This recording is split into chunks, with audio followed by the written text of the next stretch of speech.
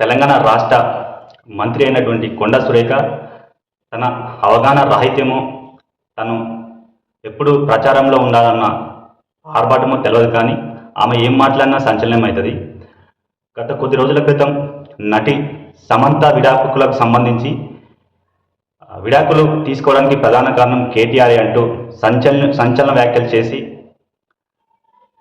ఇబ్బందులు పడినటువంటి కొండా సురేఖ మరొకసారి రాష్ట్రపతి ముర్ము విషయంపై ఈరోజు సంచలన వ్యాఖ్యలు చేశారు.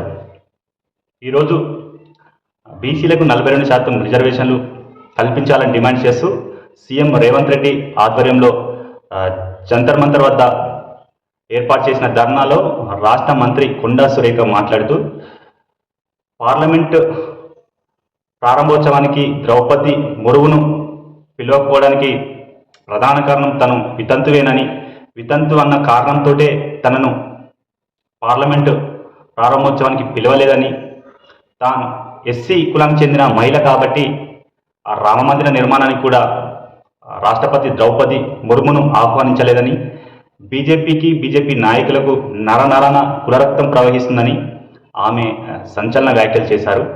మరి ఈ వ్యాఖ్యలపై బీజేపీ రాష్ట్ర నాయకత్వం కానీ బీజేపీ పార్టీ కానీ ఏ విధంగా స్పందిస్తుందో వేచి చూడాలి.